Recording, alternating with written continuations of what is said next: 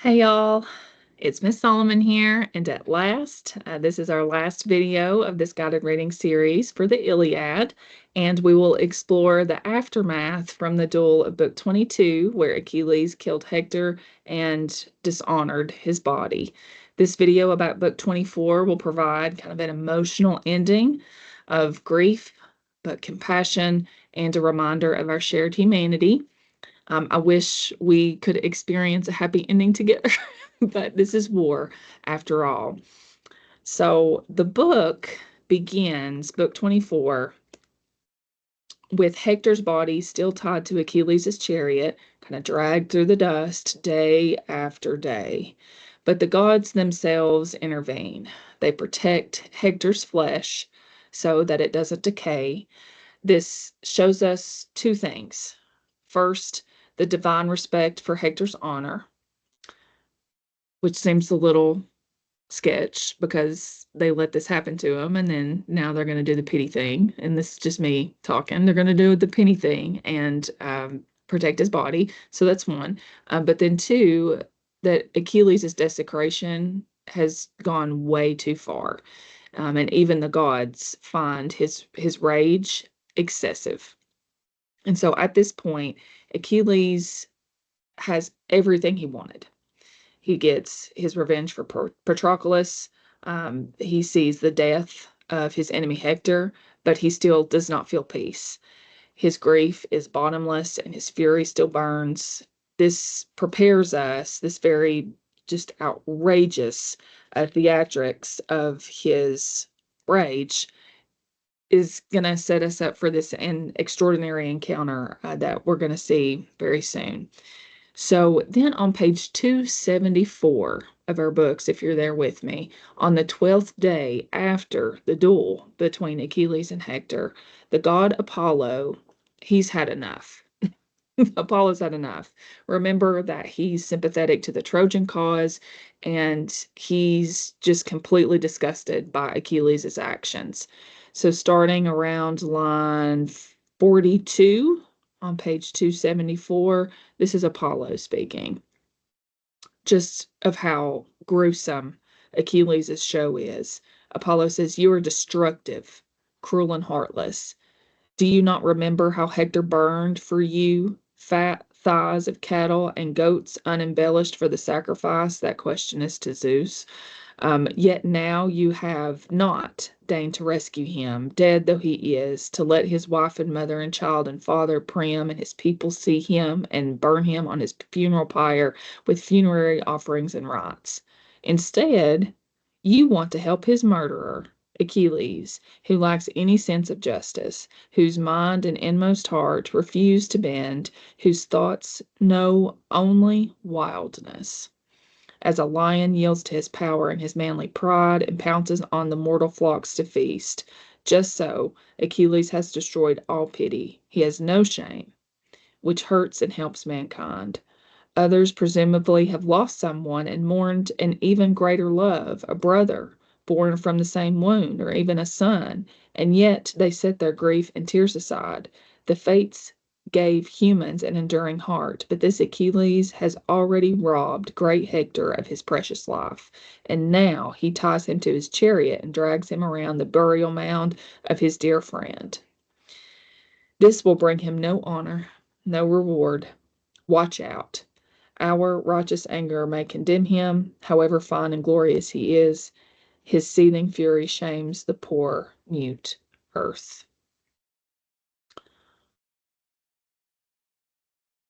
Justified. And then what's going to happen in response to Apollo kind of questioning Zeus in particular, and just this entire display.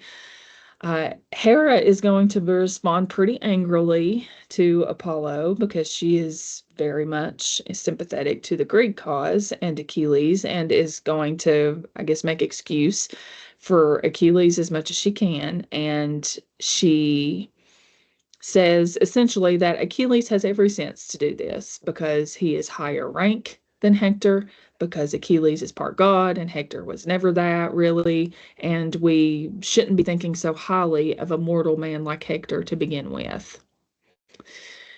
Then Zeus proposes the idea of Priam offering a ransom to Achilles in exchange for Hector's body to be returned to his family and his family and his city by extension on page 275. So this could potentially bring peace.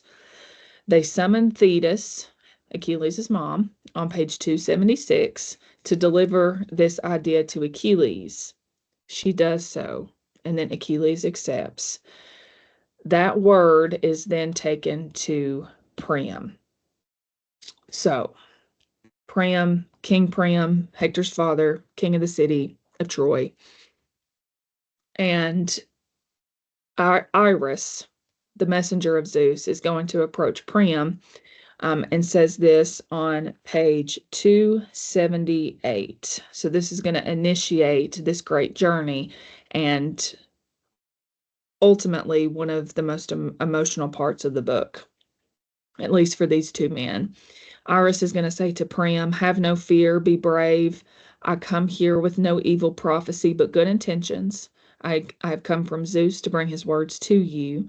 Far away, he greatly cares for you and pities you. Zeus orders you to ransom noble Hector and bring Achilles gifts to please his heart. You have to go alone. No other Trojan may go with you except one old attendant to drive the trundling wagon pulled by mules in which you can bring back to town again your dead son, killed by glorious Achilles. No fear, no thought of death should trouble you. The giant slayer god will be your guide, Hermes, who will escort you to Achilles. And when you have been brought inside the tent, Achilles will not kill you, nor allow anyone else to come inside. You see, he is not mindless, heedless, or ungodly. He will be kind and spare a suppliant." If I were Priam, I would not be reassured. But he is the epitome of duty. And if a goddess Iris, has come down to him as a messenger of Zeus to say that this is going to happen, he has faith that it will. His wife Hecuba shares her anxiety on page 279, and she's got, of course, a great fear that Priam is going directly into Achilles' tent and to persuade Achilles to give their son's body back. But Priam is going to be steadfast. On page 279, starting line 275, Priam will say to Hecuba, "Do not try to hold me back. I want to go. You must not be a bird of evil omen in my house to me. You will not sway me. If this mission came from some mere mortal who lives here on earth, a sacrificial prophet or a priest, we would reject their words and call them false. But I myself heard all of this from a goddess. I saw her face to face. So I will go. I will fulfill the quest that has she described. And if it is my destiny to die beside the ships brought by the bronze-clad Greeks, I want that death. I hope that Achilles kills me as soon as I have held my son in my own arms and had my fill of mourning." That's true love. That is true love. And so King Priam is yet again just an emblem of the Trojan aura of duty with this speech. He will do the honorable thing and he will go. And I sit here and I admire his courage. This elderly king goes alone to the man who killed his son with no tangible guarantee of mercy. Next, King Priam will rouse and relay to his sons to kind of help him prepare for this journey, and a prayer and sacrifice to Zeus is prepared. Remember, Zeus is the god of hospitality and is already sympathetic to the Trojans, so this prayer, unlike some of the other ones that we've seen, it's going to stick. So toward the top of page 282, Zeus responds to the prayer. Line 396 on page 282. So Priam prayed, and wise Zeus heard his prayer. At once he sent an eagle, the dark hunter, known as the dappled bird. Of all that flies, this is the most effective, perfect sign. So that can give Priam some security, some relief that he's divinely protected going into Achilles' tent. So, with Hermes as his god, King Priam makes the dangerous journey across the enemy lines into the great camp. Here we see a clear reversal in power. Achilles is the mightiest warrior alive, yet Priam dares to face him, driven by fatherly love. It's a really poignant moment where vulnerable age confronts youthful strength. And so here we go. On page 286, Priam makes it safely to the Greek camp to speak to Achilles. Page 286, starting at line 588. And this is where grief meets grief. Great Priam came in unnoticed. He stood near Achilles and touched his knees and kissed his hands, the terrible, murderous hands which killed so many sons. Imagine the humility you would have to get down on your knee, to touch your enemy's knee, and kiss Achilles' hands like that. As when delusion seizes hold of someone who kills a man in his own fatherland and comes to a community of strangers and goes inside the house of a rich man, and everyone who sees him there is shocked. So was Achilles shocked when he saw Priam appearing like a god. So were the others. Startled, they glanced at one another. Priam spoke to Achilles, and this was his prayer. And this is so beautiful.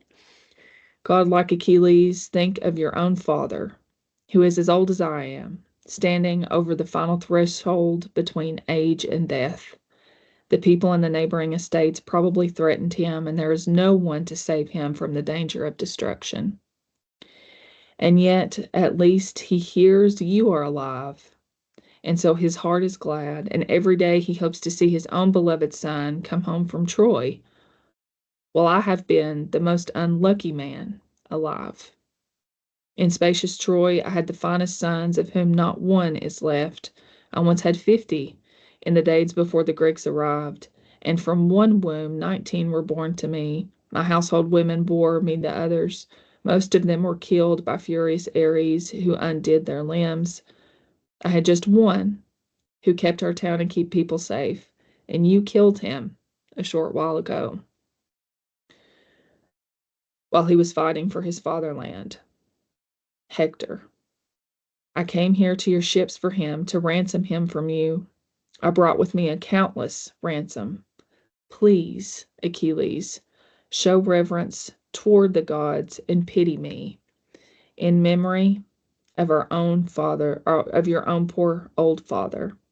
I am more pitiable than him. I have endured what no man yet on earth has done. I pressed my mouth into the hand of him who killed my son. And so, Achilles, we get to see his response to this ultimate act of humility and selflessness to gather back the thing that Priam wants the most now in the midst of destruction and war. This made Achilles yearn to mourn his father. With his hand, he gently took hold of the old man and pushed him back. Then both remembered those whom they had lost. Curled in a ball beside Achilles' feet, Priam sobbed desperately for murderous Hector. Achilles wept, at times for his own father and sometimes for Patroclus.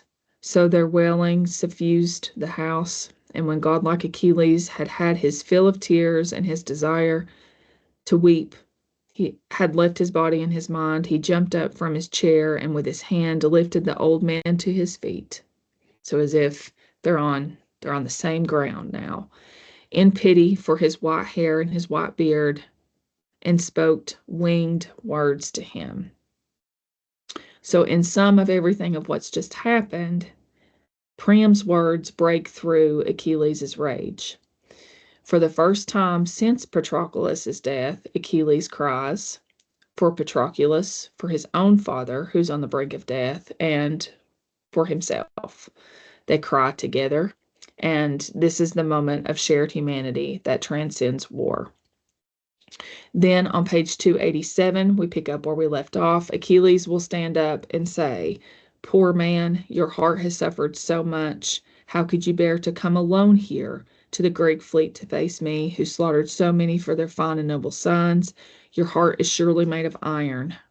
Come, sit on a chair, and let us hide our grief inside ourselves. Despite our bitter sorrow, nothing can be achieved by cold lamenting." So Achilles, even though he's gotten this kind of like this emotional transformation, he sees beyond himself for just a moment. He is still going to be Achilles, and he's like, let's do something. Let's do something about this. And he agrees to return Hector's body. In the text that follows here, for quite some time, Achilles will order a bath and an anointment for Hector, treating the corpse with honor for the first time since 12 days. And even Achilles will go as far to grant Priam 12 days for funeral rites. And within that 12 days, there's a promise that the Greeks will not attack during that time.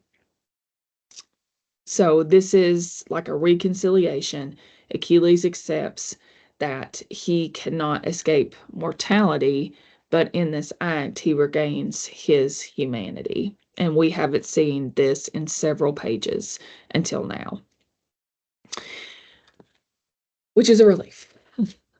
And so the last scene of the Iliad is going to focus on Hector's funeral, which may seem a little bit weird, given that we know who the victor of this entire war is going to be, and we know who the epic hero of this play is. It's going to end on the enemy side's funeral. And so let's read it together, starting on page 292 at line 880. The first to speak is Priam. He says, "Come, Trojans, look at Hector. If you ever rejoiced to see him coming home from battle alive, he was a joy to all our people." At this, no man or woman stayed in Troy. Intolerable grief possessed them all. They clustered at the gates, and there met Priam, bringing the corpse.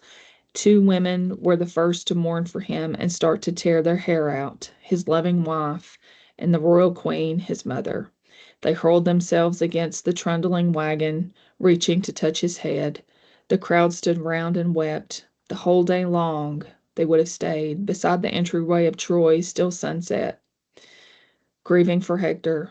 Had not old King Priam addressed the people from his chariot, "Give way and let me drive the mules inside. You can lament till you are satisfied once I brought him home." They stood aside and let the wagon pass. The 2 men drove toward the palace, where they laid him out upon a bedstead pierced with crisscross ropes, and set beside him singers to begin the song of lamentation. These men sang the mournful dirge. The women wailed in answer. Then white-armed Andromache among the women began the keening, cradling in her arms the head of murderous Hector. It's a very heavy image. So here's Andromache at his funeral lamentation. She says, "You died young, husband, and you left me in your house a widow.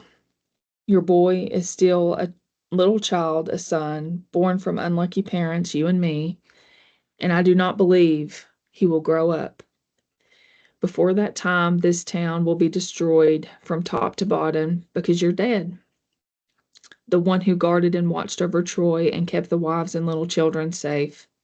In hollow ships, the women will be soon taken as slaves, and I along with them," which will happen. "And you, my child, will either come with me and do humiliating work, enslaved to some harsh overlord, or else a Greek will grab your arm and hurl you from the wall, a dreadful death," which will happen, in anger because Hector had killed perhaps his brother, son, or father. Numerous Greeks were seized by Hector's hands and took the boundless earth between their teeth. Your father was not gentle in grim battle. Therefore the people in the city mourn him, and you piled grief and sorrow on your parents, Hector, and left me the worst pain of all. In death you did not reach your arms from bed to me, or leave me with some final words that I could have forever kept in my mind while crying night and day. So no last conversation that she can cling to. Little sense of closure, but at least she gets to say this now. In tears she spoke. The women wailed in answer. Then among them Hecuba sobbed and led a lamentation. And so there on 293, you can skim through Hector's mother, Hecuba's lamentation. Also very sad. And then starting around line 949, it says, in tears she spoke and roused unending mourning. And then Helen is the third to lead the women in lamentation, and she spoke among them. This is really interesting for Homer to let Helen have the last word of the lamentations for Hector at his funeral. So let's look at this closely. Hector, by far the dearest to my heart of all the brothers of my husband Paris, the godlike man who brought me here to Troy, I wish that I had died before that day. It has been 20 years since I came here and left my fatherland, but all that time I never heard an insult or bad word from you. If any kinfolk in the house spoke unkind words to me, my husband's sisters or brothers or their wives in pretty dresses, or even my mother-in-law, my husband's father treated me like a daughter of his own. You talked them out of it, protecting me with your sweet kindness and your gentle words. Therefore, I am heartsick with grief and mourn for you and for my own bad luck. No other in spacious Troy was kind to me like you. All of them shudder in disgust at me. Including Helen as the third speaker in this lamentation for Hector, it dissolves that kind of negative connotation that comes along with that moniker, Helen of Troy. She is not Helen of Troy here. She's not even Helen of Argos, not Helen of Sparta. She's, again, just Helen, somebody who has been a prisoner in all of this too. And not she's not the scapegoat in this speech. She's the mourner along with the rest of the women, human like the rest of them, a casualty in this great war. And then it goes back to the text. She spoke in tears. The countless crowd of people wailed in response. Old Priam told the Trojans, now gather wood and bring it to the city, and fear no ambush from the Greeks. Achilles promised me, when he let me go away from the black ships, that they will not attack us until the 12th dawn comes. So it's the honor and space for them to be able to build this big, beautiful funeral pyre to burn Hector's body. And that is how the Iliad ends. This great building, the lighting of the flames. And it says, once they were assembled, they quenched the pyre with the shining wine wherever it smoldered. Then his brothers and companions, their faces soaked with tears, still sobbing hard, collecting up his white bones, which they carried and laid inside a golden chest and set soft purple cloths to cover them, and quickly lowered the chest into a fresh dug grave and heaped large stones on top, set close together. Soon they heaped high the mound, and round about it stood guards on every side in case the Greeks attacked too soon with all their weaponry. They're always always on the defense just in case. After the mound was built, they went back home, then gathered, and they held a glorious banquet inside divine King Priam's house.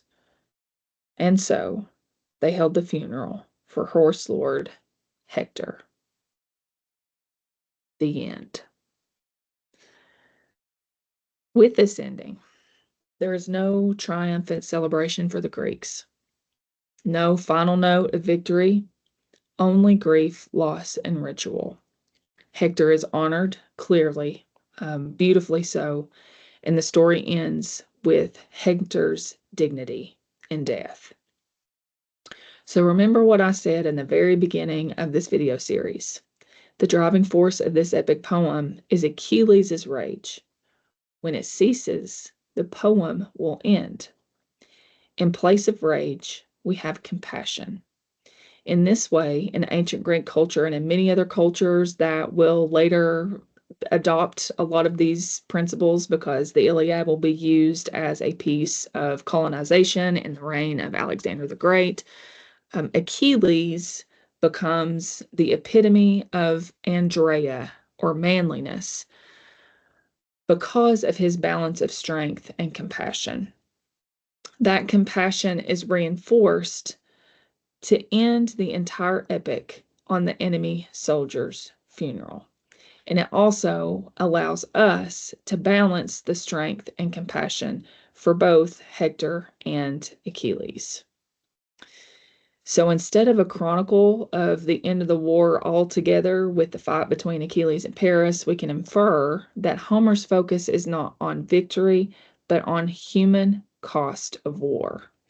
Book 24 transforms Achilles from the figure of wrath into a figure of understanding, and it leaves us with the lesson that honor lies in recognizing the humanities of others, not necessarily that vengeance, the humanity of others.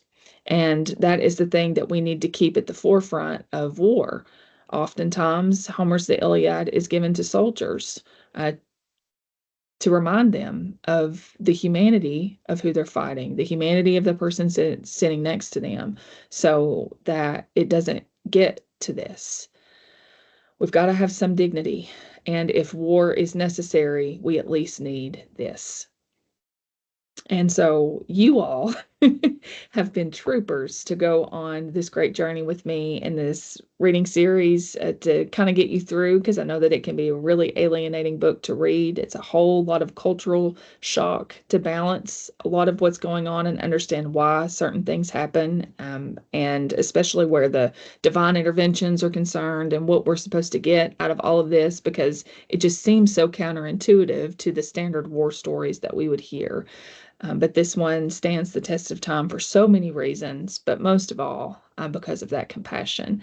And I hope that you've learned a whole lot along the way about this great story because of this reading series. And I want to thank you for tuning in, and good luck on all of the rest of your assignments. Bye.